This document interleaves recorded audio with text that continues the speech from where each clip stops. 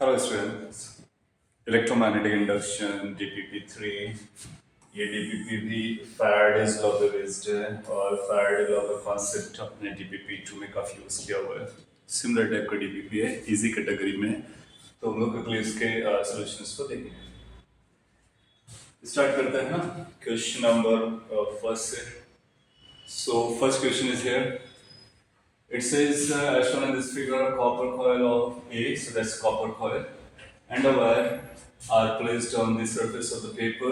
So you can see the picture. A current of 1 ampere flows through the wire in the direction shown there, so that's the current direction. If the magnitude of current is raised from 1 ampere to 2 ampere, what will be the direction of induced current in the coil? So again, Faraday's according अपने को flux का change measure करना है and then direction बतानी है, so Lenz law से बताएंगे. Now, अगर ये current जा रहा है, so पहले तो इसका flux का counting करते हैं, कैसा flux जा रहा होगा, so इसकी जो magnetic field line यहाँ पर दिखेंगी, वैसा बाहर आते हुए नजर आएगी, ऐसा outside. तो ये magnetic field line से बाहर आ रहा है ना? इन्हीं मैग्नेटिक फील्ड लाइंस का अगर अपने को फ्लक्स देखना है तो फ्लक्स भी बाहर आ रहा होगा एरिया वही है अगर आप ये करंट को चेंज करोगे तो ये जो फ्लक्स है दूसरे वाले कॉइल से वो डिपेंड करेगा कि ये करंट कैसा है because it's going to be integration B dot D so अगर करंट आपने बढ़ाया तो इससे जो बाहर फ्लक्स आ रहा है आउटवर्ड टू दिस स्क्रीन वो फ्लक्स बढ़ेगा अगर वो फ्लक्स बढ़ा तो लेंस क्या करना चाहेगा कॉस को अपोज करेगा बढ़ते हुए फ्लक्स को अपोज करेगा बाय डिक्रीजिंग इसको डिक्रीज करने को वैसा करंट चलाएगा जिसका खुद का मैग्नेटिक फील्ड इनसाइड है और अगर इनसाइड मैग्नेटिक फील्ड दिखे जाना है तो करंट आपको ऐसा ले लेना पड़ेगा सो ये इंड्यूस करंट आ जाएगी induce current on this loop is going to be in this wise which is clockwise option है anti-clockwise clockwise no current will be induced none of them so it's a clockwise current will be induced so current induce करेगा क्योंकि flux change हुआ है किस direction में as per the Faraday's law और you can say current की direction जो हम Lenz law से डिसाइड करते हैं क्वेश्चन नंबर नेक्स्ट देन 2 ये भी theoretical टाइप का Lenz law पे बेस्ड है Two straight and parallel conducting wires A and B are brought towards each other. If current I flows in wire A, then the induced current B wire पे कैसे आएगा? So this है एक ऐसा infinite type का wire है और इस पे current run करता है I. दूसरा wire ये है जिसको इसके close लाया जा रहा है ये ऐसा. So if you imagine this, these are large enough. So इसके बीच का जो area है क्या वो एरिया क्लोज लूप जैसे ट्रीट किया जा सकता है because they are large enough joining somewhere in infinity so ये जो एरिया इनसाइड है वो एरिया को अगर आप ऑब्जर्व करो उस एरिया पर एक मैग्नेटिक फ्लक्स पास कर रहा है और वो चेंज भी हो रहा है इस पर्टिकुलर डायरेक्शन ऑफ करंट की वजह से जो फील्ड आएगी वो इनटू जाएगी और ये मैग्नेटिक फील्ड जो है फ्लक्स कॉज कर रही है इनवर्स पास आने की वजह से फ्लक्स कम हो रहा है सिंस ये फ्लक्स कम हो रहा है तो करंट इस पे ऐसे जाएगी कि इस फ्लक्स को बढ़ाने की कोशिश करेगी अगर आपको इस फ्लक्स को बढ़ाना है तो करंट आपको इस डायरेक्शन में लानी पड़ेगी तो ये इंड्यूस करंट हो जाएगी I dash you can call it तो आई डैश का भी फ्लक्स अंदर जाने लगेगा so decreasing flux will be opposed by supporting it right so that means in the direction as that of the wire A no it's not that it's just opposite in the opposite direction of the that wire A perfect zero current no there is going to be current तो answer D option ये समझा infinite में join किया एक area बना उसका flux read किया और आंसर दिया question number next similar type इस केस में 3 को सिमिलर ABC लूप्स दिया गया है और parallel to the plane coil A and C are having currents as shown in the figure coil B and C are static B और C static है A को मूव करेंगे मूव जब with uniform speed towards B तो A को आप B की direction में ऐसा मूव करते हो यूनिफॉर्म स्पीड से तो अगर मैं इसको यहाँ पे ड्रॉ करूँ चलेगा ताकि दिखे उसकी वजह से क्या चेंजेस आएंगे let's find it out so it says then clockwise current will be induced in B so B के साथ क्या चल रहा होगा B पर आप पाओगे कि B स्टैटिक है सिंस B स्टैटिक है इसलिए और सी भी स्टैटिक है, तो बी और सी का जो फ्लक्स लिंकेजेस होगा, ओके, सो बी स्टैटिक है, सी स्टैटिक है, सी का जो फ्लक्स जाएगा वो कांस्टेंट जा रहा है, ए के फ्लक्स से डिफरेंस आएगा, और ए की फील्ड लाइंस आप कहोगे कि अगर if I use this thing maybe by red colors, so ए की फील्ड लाइंस ऐसे जा रहे होंगे, these are the field lines of A, जिस तरह से A दिखाया गया है, you know, current is moving in this manner, right? Clockwise, so it's going there. Now, उसकी वजह से इस पे फ्लक्स जा रहा होगा इस डायरेक्शन में, अगर इस डायरेक्शन में फ्लक्स जा रहा है तो इस पे करंट इंड्यूस करेगा। अच्छा, ये जो फ्लक्स है ये चेंज होगा, जैसे क्लोज बाय आएगा, जैसे क्लोज बाय आएगा तो यू विल फाइंड कि इधर का फ्लक्स बढ़ रहा है, इधर का फ्लक्स बढ़ रहा है तो करंट ऐसे जाएगा कि उसको अपोज करेगा, दैट मींस पे करंट इस डायरेक्शन में चालू हो जाएगी। ये डायरेक्शन आप अगर विजुअलाइज कर पाओ तो जमेगा, so that's a current in the B. So that means if I'm going to look from this side, it's going to appear maybe this way. So that is anti-clockwise if somebody is observing from here. So this person के लिए anti-clockwise हो जाएगी। उधर से कोई अगर देखा होगा तो उसको clockwise दिखेगा। So clockwise current will be induced in B. Anti-clockwise current will be induced in B. No current will be induced in B. Current induced in B will be equal to A and C. No, D is wrong.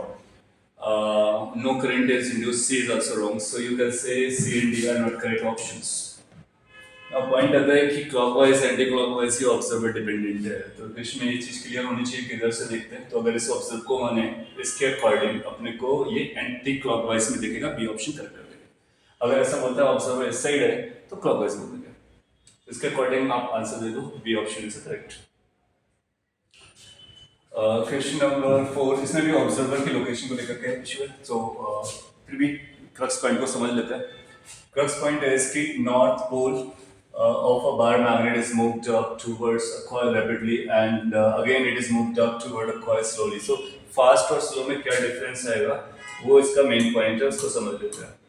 So let's say ऐसा एक coil है और north pole आप करते हुए south ऐसा हो गया, north pole of a bar magnet is moved up towards a coil rapidly. So इसको इस डायरेक्शन में आप लेके जाते हैं, एक बार स्लो ले जाते हैं, एक बार फास्ट लेके जाते हैं। तो जब ये इधर जाएगा तो इसकी फील्ड लाइंस को आप इमेजिन करोगे, so field lines will be like this. When it is going upside, then you'll find कि flux will grow up, right? So flux को grow करने के लिए then field lines will be, flux is there, so lens loss एक current आएगी, उसका अपना field नीचे आना चाहिए, तो वो करंट ऐसे जा रहा होगा। ये वाला पार्ट आउटसाइड है, वो अंदर, यू कैन इमेजिन इट। सो इस पे करंट रन करना स्टार्ट हो जाएगा। दोनों केस में डिफरेंस क्या रहने वाला है, जिसमें आप फास्ट लेके जाओगे तो रेट ऑफ चेंज फास्टर होगा, तो ईएमएफ ज्यादा आएगा, मोर करंट आएगी। जिसमें आप स्लो लेके जा रहे होगे तो ईएमएफ का change, I mean flux change will be slower, EMF will be low, current will be smaller. तो फर्स्ट केस में आप पाओगे कि करंट लार्ज वैल्यू के साथ आएगी, और सेकेंड केस में आप पाओगे करंट स्मॉल वैल्यू के साथ आएगी। ऑप्शन थोड़े से चेक करने वाले हैं, बट फर्स्ट सिचुएशन में लार्ज वैल्यू आएगी, इतना ख्याल रखना है। क्लॉकवाइज और anti clockwise again observer dependent है। सो अगर ऑब्जर्वर डाउन साइड से देखेगा तो उसको ये नजर आएगा, दैट मीन्स अगर नीचे से कोई देख रहा है तो उसको एंटी क्लॉकवाइज नजर आएगा। अगर ऑब्जर्वर डाउन साइड है देन यू क्लेम कि उसको ये एंटी क्लॉकवाइज नजर आ रहा है, ऊपर से देखने वाले को क्लॉकवाइज आएगा। तो मैं ऑब्जर्वर यहाँ को देख करके आंसर दे देता हूँ। सो नीचे से देखने वाले के लिए it should be anti clockwise और first value large, that means C option matches. B और डी आइडेंटिकल हो गए तो उसको हटा देते हैं, सी ऑप्शन करेक्ट हो जाएगा। यही अगर ऊपर से जाएगा तो बी और सी में, अब बी और डी में से कोई भी आंसर दे सकता है। Question number 5, it is consider the following statements when a magnet approaches a coil, similar data, an induced EMF appears in the coil, definitely, which depends on। तो अगर आपके पास ये coil है, maybe this, और अगर इसको प्रॉपर डिजाइन किया जाए तो यहाँ से ऐसे ड्रॉ कर सकते हैं, this is a coil और एक मैग्नेट इसको अप्रोच करता है साउथ नॉर्थ और समथिंग लाइक, इसमें फ्लक्स आता है, फ्लक्स पास करता है, एंड देन यू से कि फ्लक्स अगर फील्ड लाइंस को देखोगे तो फील्ड लाइंस ऐसे जाएगा है ना, और उससे फ्लक्स चेंज करेगा, करंट आएगा। क्वेश्चन में बोला है कि जो ईएमएफ इंड्यूस्ड होता है इसमें, ईएमएफ वो कौन कौन से फैक्टर से गवर्न होता है। क्या ये इस बात पर डिपेंड करता है कि नंबर ऑफ टर्न्स कॉइल में कितने हैं? ऑफ कोर्स फ्लक्स में तो नंबर ऑफ टर्न्स का इम्पोर्टेंस है। स्पीड ऑफ मैग्नेट ये मैटर करती है, ये बात रेट है तो डिफरेंशिएट करेंगे तो स्पीड का भी रोल आता है, तो फर्स्ट का भी रोल है, सेकंड का भी रोल है। Strength of the magnet, more the magnet, stronger the magnet is, more flux will be there. So that's also there. Material of the coil, okay, as long as the coil is conductor, it will get the same EMF generated. हाँ, current कितना जाएगा वो material पे depend करेगा क्योंकि उससे उसका resistance आने वाला है। और इस केस में EMF जहाँ तक है वो मटेरियल पे डिपेंड नहीं करता, but yes it has to be what, it has to be conductor. So first second and third को मार्क कर देंगे, that means option number is D. Theoretically ये सोल्यूशन बहुत सिंपल सा है। सिमिलर टाइप के एग्जाम में आते हैं, डायरेक्शन को पूछते हुए आप बता दोगे। इसने बोला है wire is bent in the double loop as shown in the figure, there is a uniform magnetic field indirected into the plane of the loop if the magnitude of this field is decreasing, so field का magnitude कम हो रहा है, so that means dB by dt is a negative number। अगर magnetic field कम हो रहा है तो आपसे पूछा जा रहा है कि इंड्यूस करंट के बारे में क्या बोल सकते हो? Current flows from where to where. So आप देखोगे कि आपका जो मेन इंटरेस्ट है वो इस वाले पार्ट में है, ये लूप है, ये लूप नहीं है, this is not the part of the loop क्योंकि it has to be close वाला, राइट। सो ये बीच का जो है ना, अगर मैं इसको थोड़ा सा और हाईलाइट करूं for your sake, so you will find कि ये जो पोर्शन है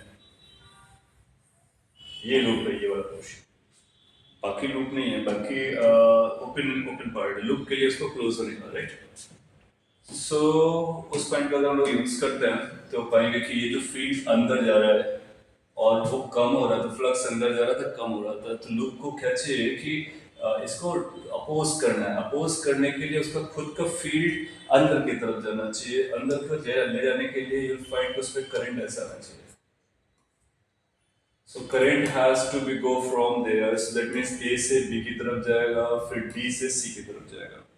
तो answer is A to B and C to D, or A option, no that's not, B to A no, C है, A to B, D to C, yes C is the correct answer। समझा? So you need to catch the loop, एक बार loop समझ में आया, उस loop का flux कैसे change हो रहा है, उस लूप पे करंट जाएगी, बता सकते हैं। नेक्स्ट अगेन थ्योरेटिकल है, सिमिलर टाइप का, Lenz law of course. A conducting ring R is placed on the axis of a bar magnet. The plane of R is perpendicular to this axis. M is moved towards the axis. So इस M को move कराते हैं axis की तरफ, ये ऐसा move कर रहा है। अपने को बताना है M will repel R when it is moving towards or attract towards will happen, right? So समझते हैं एक कोई केस लेकर के, ये नॉर्थ पोल पकड़ लेते हैं, ये साउथ है, इसकी फील्ड लाइंस ऐसे जा रही होंगी, तो इससे फ्लक्स ज्यादा जा रहा है, अगर इधर फ्लक्स बढ़ रहा है तो उसको काउंटर करने के लिए करंट ऐसे रन करेगी, मतलब ये खुद से एक ऐसा बार मैग्नेट बन जाएगा। अगर ये दोनों बार मैग्नेट हो गए then you can think of कि अगर ये पास आएगा तो नॉर्थ नॉर्थ एक दूसरे को रिपेल करेंगे। So M will repel R when it is moving towards R, yes, so ये ऑप्शन करेक्ट। बाकी ऑप्शन को भी चेक कर लेते हैं। M will attract R when it is moving to no, is repelling। M will repel R when moving towards as well as away।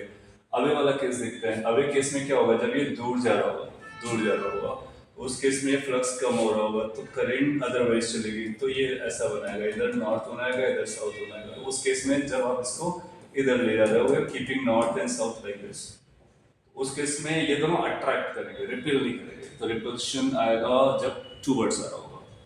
M, D option says M will attract R when moving towards, no that's wrong। C, M will repel R when moving towards as well as, no, so correct answer is A option only। Similar type का idea, theoretical, aluminium ring B faces an electromagnetic, so ये electromagnetic है, एक ये ring है। The current I throw A can be altered, so क्या होने वाला है करंट के चेंज होने से, बस अपने को वही समझना है। फिर से सिमिलर है, क्या समझोगे? पहले तो देखो कि ये करंट ऐसे जा रहा है, जिस तरह से दिखाया गया है वो करंट इस तरह से जा रहा होगा, तो उसकी फील्ड लाइंस ऐसे दिखेंगी, ये मैग्नेटिक फील्ड है, इससे भी फील्ड का फ्लक्स पास हो रहा होगा ना। अगर आप आई को इंक्रीज करते हो, मोर फ्लक्स विल बी देयर। और अच्छा, जिस तरह से ये बनाया गया, इसको अगर पोल डाइपोल वाइज इस बार मैग्नेट में देखा जाए तो ये कुछ ऐसा होगा, ये एन है और ये एस है ना, बार मैग्नेट। अच्छा, अगर फील्ड आप बढ़ा रहे होगे, करंट बढ़ा रहे होगे, इससे फ्लक्स बढ़ रहा होगा। इससे जब फ्लक्स बढ़ रहा होगा तो इस फ्लक्स को काउंटर करने के लिए करंट रन करना पड़ेगा, मतलब ऐसा। तो ऐसा करने के लिए ये ऐसा बनेगा, साउथ इधर बनेगा नॉर्थ। ये समझ में था क्या? एक बार एम निकल आया, म्यू निकल आया, तो म्यू से हम बार मैग्नेट बनाते हैं। अच्छा, अगर आई को आपने बढ़ाया, करंट को बढ़ाया, तो ये ऐसा रहेगा, that means they will repel. अगर आपने करंट को कम किया होता तो ये फील्ड कम हो रही होती, तो उस केस में ये ऐसा होता, ये नॉर्थ आता, ये साउथ आता। तो उस केस में ये नॉर्थ और साउथ क्या करते हैं, अट्रैक्ट करते हैं ईच अदर को, राइट। सो बोलेंगे when current is increased, A will repel B, that means option A. फिर if current is decreased, they will be attracted, that means option C. Multi correct है, दोनों ऑप्शंस करेक्ट हो जाएंगे। Next is ये भी अच्छा question है, again theoretical है। इसको small magnet M is allowed to fall through a fixed horizontal conducting ring. Let G be the acceleration due to gravity. The acceleration of M will be, इसको fix कर रखा है, ये M है। सो कोई भी एक केस को लेके देखेंगे, ये नॉर्थ है, ये साउथ है, लेट्स से जिसकी फील्ड लाइंस अपने को समझता है कैसे जा रहे होंगे। सिंस वो पास की तरफ आ रहा है, उस केस में आप कहोगे कि इसका फ्लक्स बढ़ रहा है। जैसे ये फ्लक्स बढ़ेगा तो इसको काउंटर करने के लिए करंट ऐसा चला देगा, दैट मीन्स ये खुद एक ऐसा बार मैग्नेट बन जाएगा। अगर ये बार मैग्नेट हो गया तो नॉर्थ नॉर्थ एक दूसरे को रिपेल करेंगे, और रिपेल करना स्टार्ट हुआ तो एक रिपल्सिव फोर्स इस पे आ जाएगा ऊपर की तरफ, ग्रेविटी नीचे था, तो अभी एक ग्रेविटी से कम एक्सेलरेशन से नीचे आ रहा होगा। So the acceleration of m will be less than g, ऊपर जब ये नीचे आ रहा है, right. So less than g when it is above r and moving towards r। So A option अपना करेक्ट हो जाएगा। b says greater than g, वो तो नहीं हो सकता है ना। c less than when it is below r and moving away. अच्छा, जब ये नीचे चला जाएगा, मतलब जब ये यहाँ पर आएगा बार मैग्नेट, तो अगर मैं दूसरा पिक्चर बनाऊँ, ये आपका फिक्स्ड कॉइल है और ये बार मैग्नेट है, नॉर्थ और साउथ जैसा, और ये अभी इधर जा रहा है, आप ध्यान समझना। तो इसका फील्ड लाइन अभी अपने को ऐसा दिखेगा। जब ये डाउन साइड जा रहा होगा, ध्यान समझने का, तो क्या ये फ्लक्स जो है कम हो रहा है तो इस पर करंट रन करेगा, और करंट इस डिक्रीजिंग फ्लक्स को अपोज करने के लिए वो करंट इस तरह से चलेगा। अगर ये करंट चालू हो गया तो आप पाओगे कि this is going to behave like a bar magnet which is north here and south here, and look at the combination. जब आप इस कॉम्बिनेशन को ध्यान से ऑब्जर्व करोगे, देन यू विल रियलाइज कि साउथ और नॉर्थ एक तरफ रहेंगे।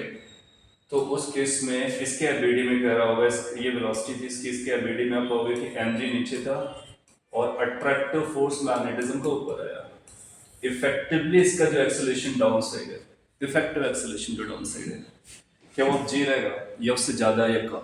इस केस में भी ये g से कम हो जाएगा। So will be less than g when it is moving away and it is below. तो g से कम दोनों केस में हम लोग डिटेक्ट कर पा रहे हैं। अच्छा पॉइंट है। नेक्स्ट पर आता है, ये भी बहुत सिंपल है, वन लाइनर है, समझ सकते हैं। A conducting loop is placed in a uniform magnetic field with its plane perpendicular to the field. So you can imagine कि एक conducting loop है और उसका plane field के perpendicular है, let's say field outside है, ये loop है अपना। An EMF is induced in the loop. इस loop पर EMF कब आएगा? पहला ऑप्शन है it is translated.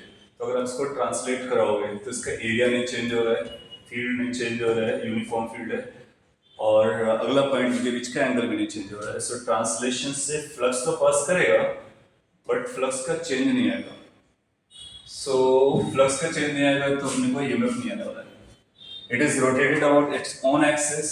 अगर इसको अपनी खुद की एक्सिस के अबाउट रोटेट कराओगे तो भी फ्लक्स पास करेगा, कांस्टेंट अमाउंट कर रहेगा, चेंज नहीं करने वाला है, ईएमएफ नहीं आने वाला है। It is rotated about diameter. अगर इसको अपने इसके डायमीटर के अबाउट रोटेट कराया, मे बी लाइक दिस, उस केस में आप पाओगे कि अब फील्ड और एरिया वेक्टर के बीच में एंगल आएगा जो कि चेंज हो रहा है। सो फ्लक्स के बारे में बात करें ना, उसमें तो एन बी ए cos थीटा अगर यूनिफॉर्म फील्ड लगाया जाए तो ये तीन या चार फैक्टर जैसे नंबर ऑफ टर्न्स हैं, बी है, ए है, थीटा, कौन सा फैक्टर है जो इन्वॉल्व है फ्लक्स चेंज करने के लिए वो देखना होगा। इस केस में थीटा चेंज करेगा जिसकी वजह से फ्लक्स चेंज होगा तो ईएमएफ आ जाएगा। तो सी ऑप्शन हमारा करेक्ट होगा, इट इज डिफॉर्म्ड। अगला पार्ट है कि अगर इसको हम डिफॉर्म करेंगे तो क्या होगा, जैसे फ्लेक्सिबल होगा इसको डिफॉर्म करते हैं, तो जब डिफॉर्म करेंगे तो क्या उसका एरिया बाउंडेड चेंज कर रहे हैं और एरिया चेंज हो रहा है, फील्ड वही है तो फिर फ्लक्स चेंज हो जाएगा। तो डिफॉर्मेशन से भी फ्लक्स आ जाएगा, फ्लक्स चेंज करेगा, ईएमएफ आ जाएगा। सो इधर एरिया और फील्ड और नंबर ऑफ टर्न्स और उनके बीच के एंगल बी और ए के बीच के एंगल अगर ये चेंज करता है तो फ्लक्स आता है, फ्लक्स चेंज होता है, फ्लक्स चेंज होता है तो इंड्यूस्ड ईएमएफ आता है and hence the current. Question next ये न्यूमेरिकल है, अभी सब थ्योरेटिकली चालू था, न्यूमेरिकल देख लेते हैं, छोटा सा सिंपल सा। It says some magnetic flux is changed from a coil of resistance 10 ohm. As a result, an induced current developed in its which varies with time. So current का time का variation दिया गया, magnitude of change in the flux through the coil will be how much? सो आप लोग को इसको देखो, current जो होता है वो d phi by D t और 1/r से होता है, माइनस साइन अगर एक मिनट के लिए हटा देते हैं तो यहाँ से अगर आप ध्यान से ऑब्जर्व करोगे तो डी फाई को आप लिख सकते हो I R D T. You can integrate both sides, so change in the flux can be written as R integration of I dt. ये I versus T ग्राफ है, so you can think of कि this is going to be area under the graph। अगर ये area हो गया, कौन से area under the graph, समझ रहे हो, मैथमेटिकल टर्म है ये वो एरिया नहीं है जो लूप का एरिया निकालते थे और फ्लक्स निकालने के लिए, ये आई डी टी इंटीग्रेशन की प्रॉपर्टी है। सो आएगा आर इंटू एरिया, एरिया यहाँ से बहुत इजीली निकाला जा सकता है, एरिया होता है half base into height, so height is this, base is 0.1। Now R की वैल्यू 10 ओम है और ये number you can check how much that is coming, so that's will be 0.2, दोनों को मल्टीप्लाई कर दो 2, सिंस ये फ्लक्स है तो वेबर में आंसर दे दूंगा, वेबर में पूछा गया है, सो यू फाइंड कि 2 will become the correct answer. Exam के लिए चाहिए मेन, जैसे एग्जाम के लिए काफी इंपॉर्टेंट क्वेश्चन है जिसमें इंटीग्रेशन का भी पार्ट यूज हो गया, अदरवाइज आप क्या कर सकते थे, I as a function of time लेकर के इंटीग्रेट करते बातें के और निकाला जा सकता है। क्वेश्चन नंबर 12 ये भी थ्योरेटिकल है, one liner. A small conducting circular loop is placed inside a long solenoid carrying a current. The plane of the loop contains the axis of the solenoid. If the current in the solenoid is varied, the current induced in the loop will be how much? अगर question आपको समझ में आ गया तो answer बहुत जल्दी आ जाएगा। उसके लिए मैं एक सपोर्टिंग पिक्चर ड्रॉ कर देता हूँ या फिगर। लेट से ये आपका सोलेनॉइड है, क्या कर रहा है, इस पे कुछ तो करंट चला रहे हो ना, इसी सोलेनॉइड में बोला है। अच्छा, सोलेनॉइड के एक्सिस के बारे में बात करोगे तो इसकी एक्सिस है, आपको एक छोटा सा लूप रखना है जिसका plane, the plane of this loop contains the axis of the solenoid. तो इसका मतलब वो लूप कुछ आपको ऐसे रखनी है, प्लेन ऑफ द बोर्ड, अगर ये सिचुएशन है तो प्लेन ऑफ द बोर्ड में रख लो या फिर किसी एंगल पे रख लो तो भी चलेगा। तो पॉइंट है कि वो उसका प्लेन में ये एक्सिस रहनी चाहिए, और हम लोग जानते हैं इसकी जो फील्ड्स रहेंगी वो इस एक्सिस की डायरेक्शन में रहेंगी डिपेंडिंग अपॉन करंट के इस डायरेक्शन में। अगर करंट मैंने ऐसे बनाया तो आप पाओगे कि मैग्नेटिक फील्ड इधर रहेगा, field is along the axis and the plane contains the axis. ये अपने आप बताता है कि एरिया वेक्टर और बी वेक्टर के बीच का एंगल 90 डिग्री है। सो अगर आप फ्लक्स कैलकुलेट करने की बात करोगे, चेंज तो बात की बात है, इसमें आएगा B d A cos 90। That will say कि इसमें जो फ्लक्स है वो जीरो रहने वाला है। सिंस फ्लक्स जीरो है और अगर ये कंटिन्यूसली जीरो रहने वाला है तो फिर आप पाओगे कि उस पर कोई नहीं आने वाला। अच्छा, इसमें करंट को चेंज करेंगे तो कितना भी करंट चेंज करो फ्लक्स जीरो रहेगा, इसलिए इंड्यूस्ड ईएमएफ भी कैसा रहेगा, जीरो रहेगा। करंट भी कितना इंड्यूस करेगा, zero. Next A semicircular conducting wire is placed in YZ plane. So आपको पिक्चर में दिख रहा है YZ plane. In a uniform magnetic field directed along the positive Z direction, वो भी आपको दिख रहा है. An induced EMF will be developed between the ends of the wire if it moves along this. तो वायर के and अगर आप ध्यान से ऑब्जर्व करते हो तो एक ये पॉइंट है, दूसरा वो पॉइंट है, का नाम दे देते हैं पॉइंट 1, पॉइंट 2. ये मोशनल ईएमएफ का क्वेश्चन है बेसिकली. और अगर हम लोग 1 और 2 को मिला दें इस तरह से, we join 1 and 2 this way, यहाँ से लिख कर क्या आएगा. सो ये इसके लिए L का काम करेगा. B दे दिया गया, L दे दिया गया. आपसे पूछता है कि इंड्यूस्ड ईएमएफ कब आएगा. The induced EMF will be developed between the ends of the wire. If it's moved, किस डायरेक्शन मूव किया जाए. ये L हो गया, B हो गया. हम लोग जानते हैं कि म्यूचुअली परपेंडिकुलर डायरेक्शन चाहिए. Remember this induced EMF BLV का बैटरी लगाते थे ना. BLV STP scalar triple product है, तीनों परपेंडिकुलर होंगे तभी निकल के आएगा. जिसने बोला कि अगर पॉजिटिव एक्स डायरेक्शन में इसको चलाते हो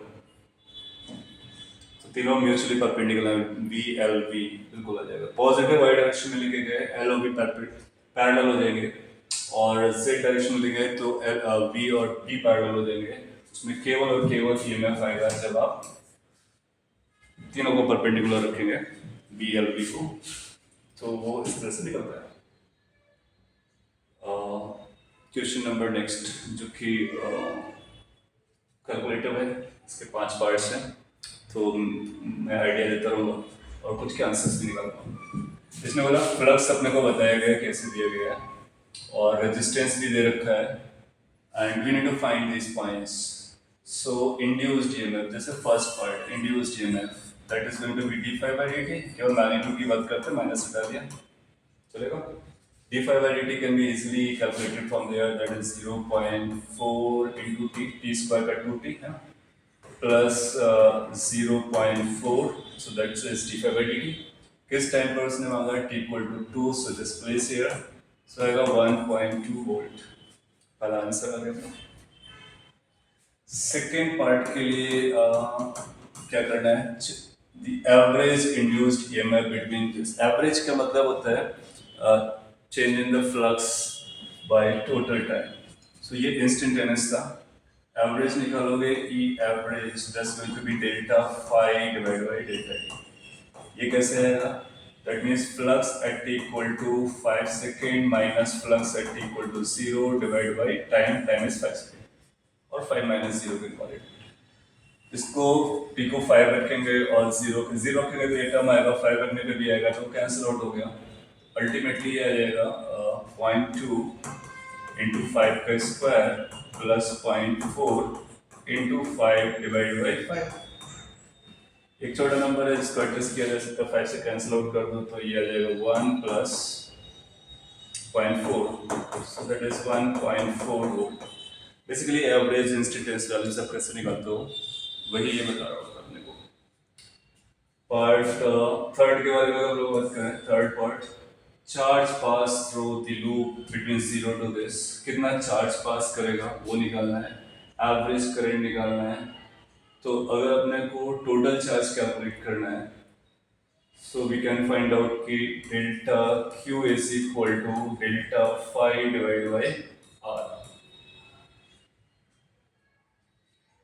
है ना. सो या फिर डी क्यू को इंटीग्रेट करा लेते हैं, ये एवरेज आएगा. चार्ज अगर कैलकुलेशन करनी है तो उसको इस तरह से ही कर सकते हैं, ज़्यादा अप्रोप्रिएट रहेगा. Integration d phi by R. जब कभी डी फाई बाई आर को इंटीग्रेट करोगे t इक्वल टू 0 से t इक्वल टू 5, बेसिकली ये डेल्टा फाई बाई आर बन जाएगा, जो कि थोड़ी देर पहले लिखा था.